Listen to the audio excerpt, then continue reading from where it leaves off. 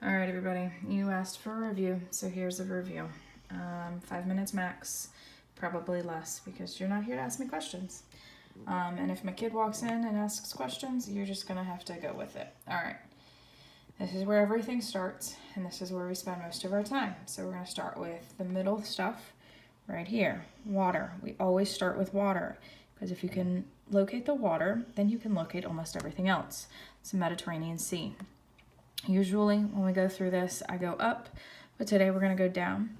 This one looks like the snail. Remember, it looks like the snail head, and here's the shell. That's the Red Sea.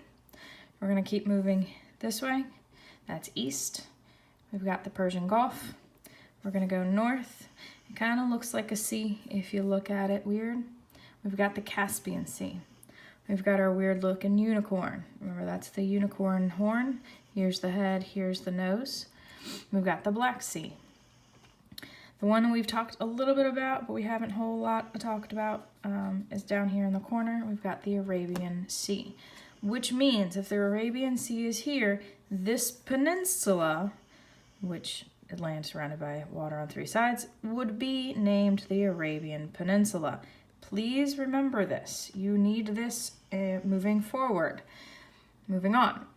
We have the Nile River. We drew this on. If this is the Nile River, which direction does it actually flow?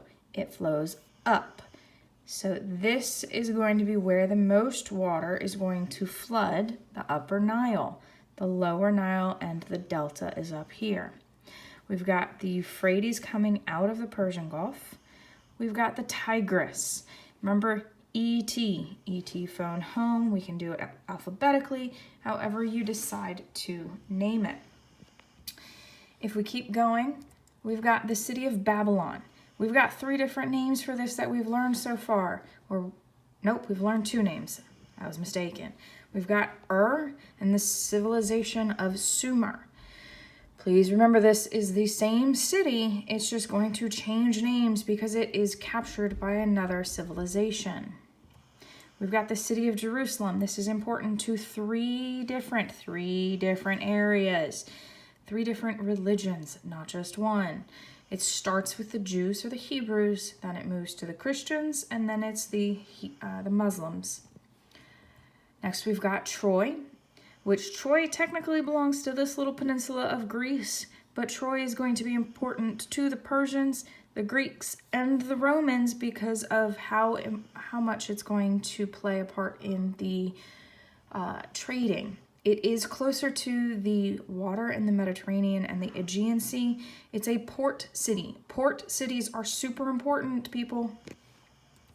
We've got, remember, Egypt. If I was to do this differently, I would put Egypt further up here because remember, Nubia is going to take over Egypt down here. Next, we've got the civilization of Greece. Now, Greece is technically further down. We've got Macedonia further up, but all of this area at one point in time belonged to all of Greece. Greece is going to be a large area, but are they all Greek? No, they are named by their city first and then by their language. We've got the Royal Road, which is one of the biggest trade routes of the time.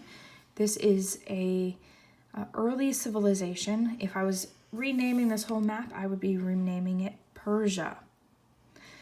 All right, I think that's our quick overview. We'll come back tomorrow for another one.